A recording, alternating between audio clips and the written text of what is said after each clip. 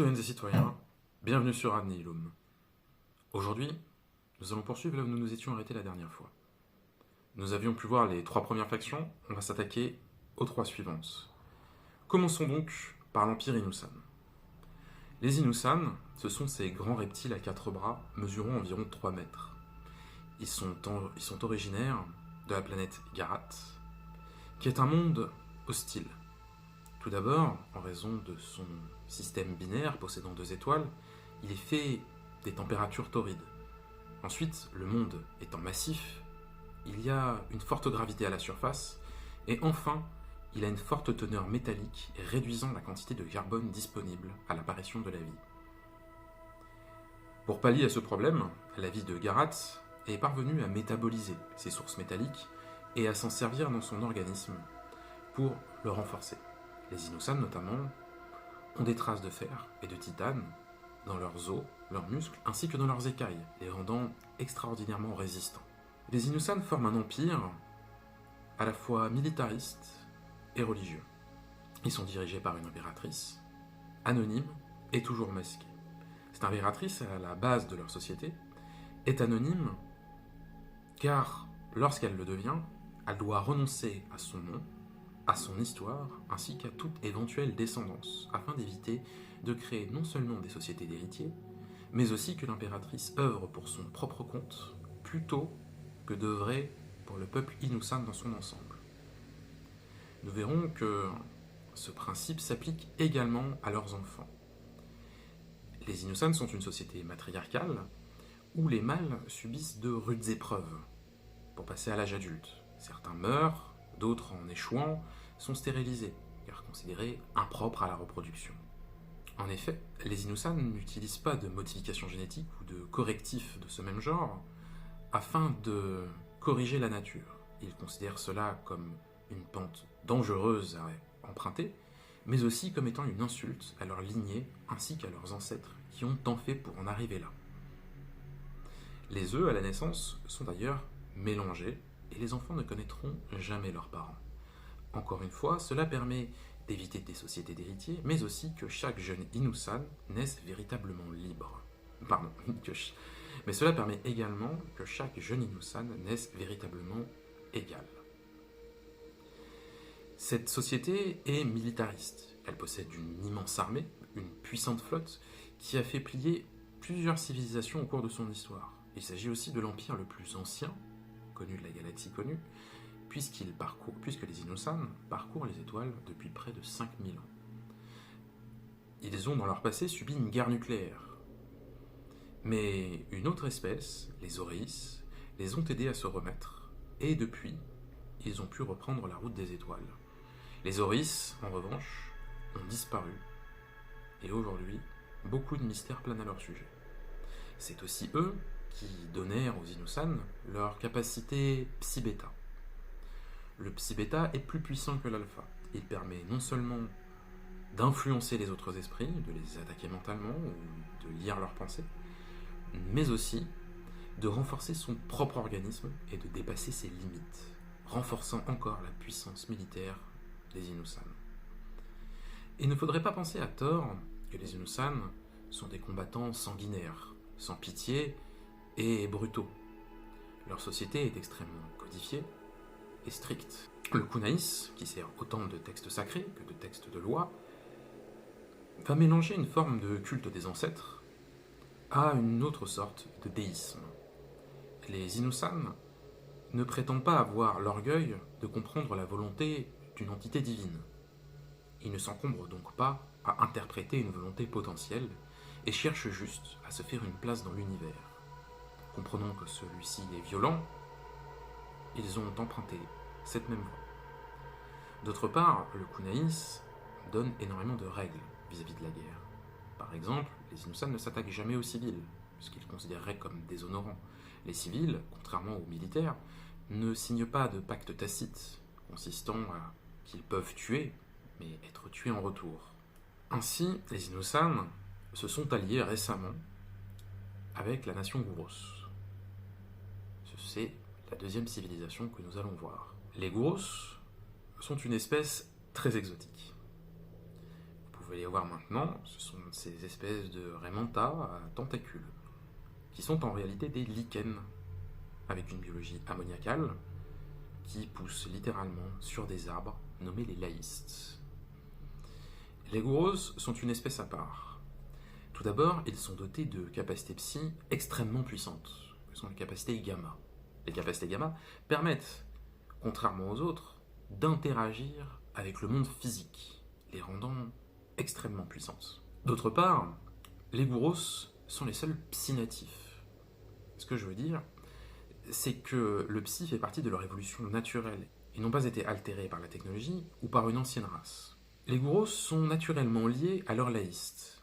Les laïstes forment d'immenses réseaux psy qui vont stocker toutes les informations que les gouros accumulent, mais qui vont aussi quelque part servir d'entité.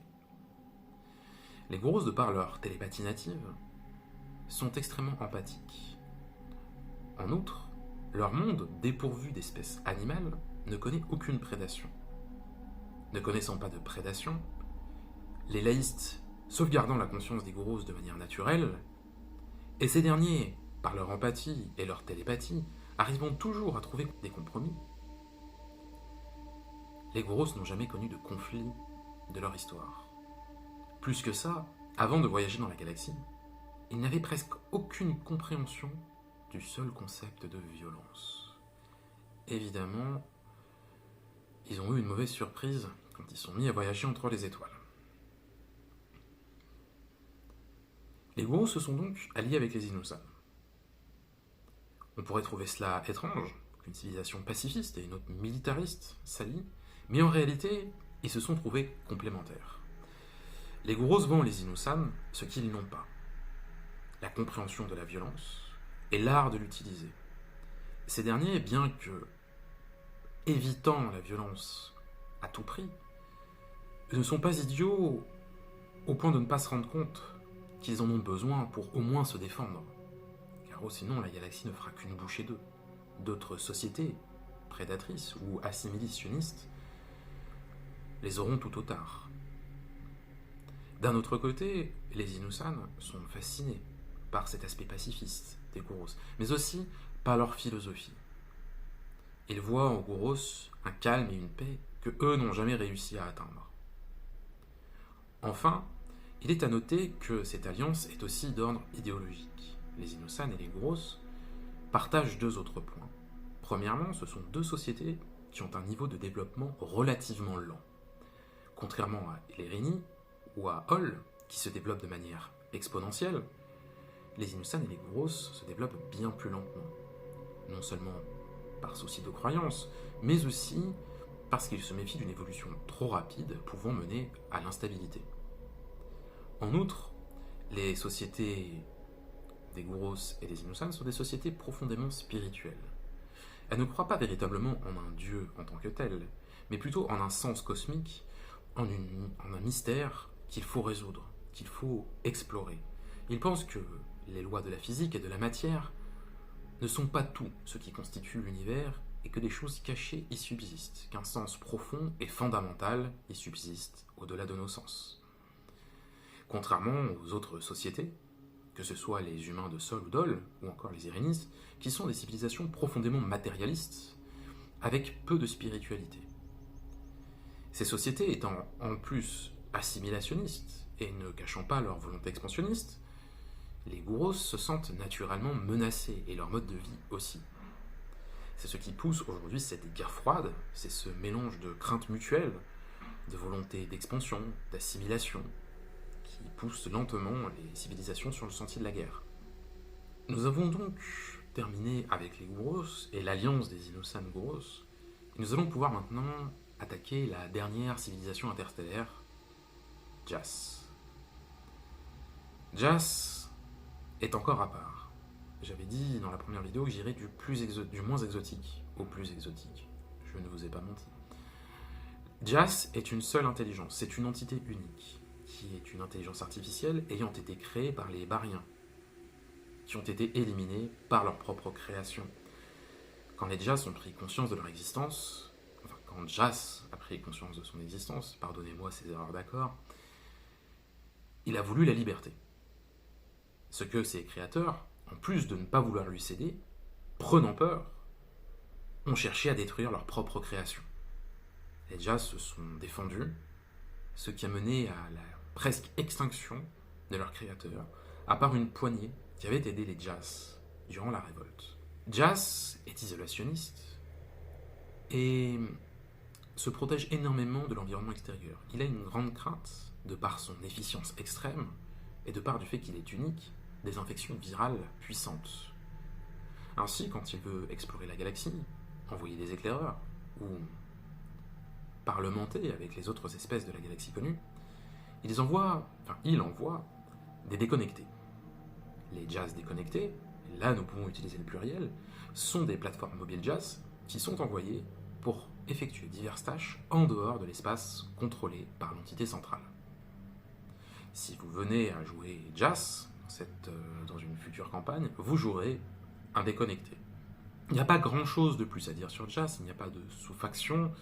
Jazz cherche la puissance de calcul, il cherche la compréhension, mais il n'y a pas de désunion puisque nous sommes sur une civilisation unique. Nous pourrions peut-être noter que les Jazz déconnectés peuvent, au fur et à mesure de leur déconnexion, diverger de l'opinion générale. Ils peuvent avoir leur propre opinion, développer un libre arbitre qu'ils n'avaient pas à l'origine.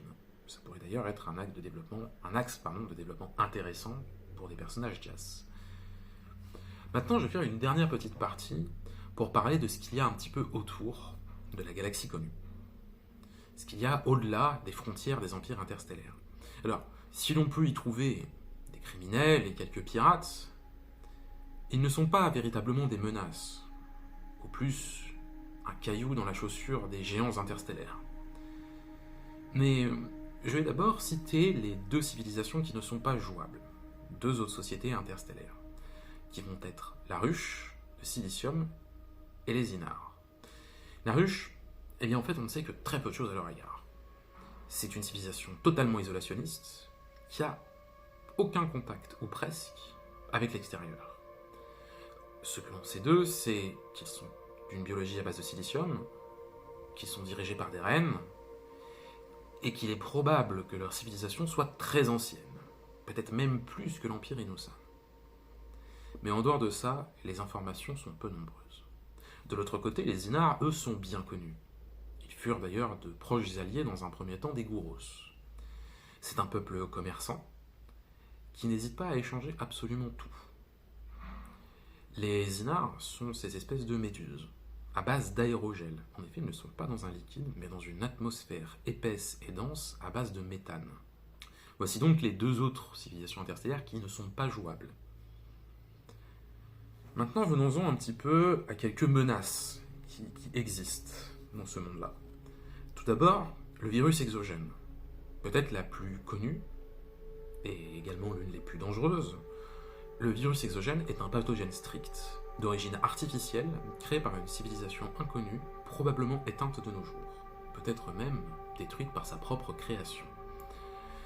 Le virus exogène peut prendre plusieurs formes. Il est très connu sous sa forme nanotechnologique, qui lui permet d'infecter aussi bien les individus organiques que les plateformes mécaniques ou synthétiques, mais il peut également infecter les ordinateurs en forme de virus numérique, ou alors par des voies psychiques. Il est multisouche, a un taux de contagion de 100%, et son taux de létalité est également de 100%. Malheureusement, même les entités les plus puissantes de la galaxie connue ne parviennent pas à trouver de remède au virus exogène.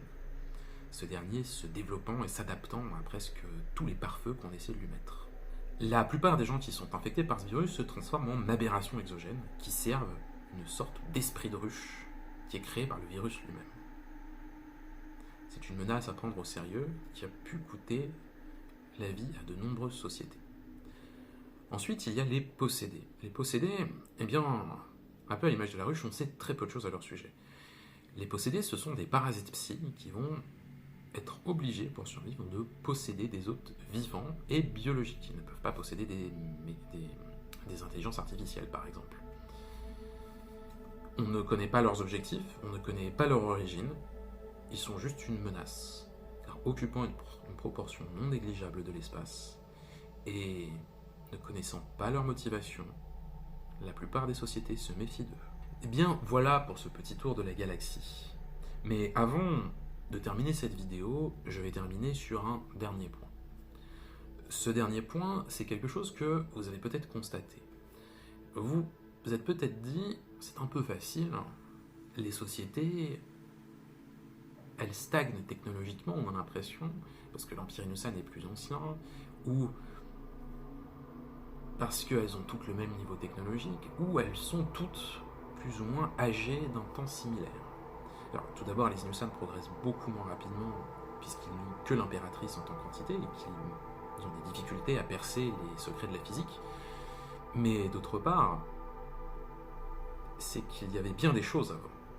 Les Oris, par exemple, que je citais avec les Inussan, ou encore les créateurs du virus exogène. La vérité, c'est que toutes ces civilisations se sont éteintes. Et la question est-ce que les civilisations de nos jours sont-elles les prochaines ? Je n'en dirai pas plus sur ce sujet-là, c'est juste une simple accroche, parce que c'est l'un des intérêts du jeu, ce secret-là, ce secret de l'extinction des anciennes civilisations, qui est à découvrir. Ainsi, je vais en terminer ici pour cette partie univers. Donc je vais encore faire au moins 2 autres vidéos pour parler du système, un peu plus en détail, vous expliquer comment ça fonctionne, qu'est-ce qui est possible de faire dans le jeu. Et ensuite, nous verrons. Sur ce, citoyennes et citoyens, à la prochaine fois.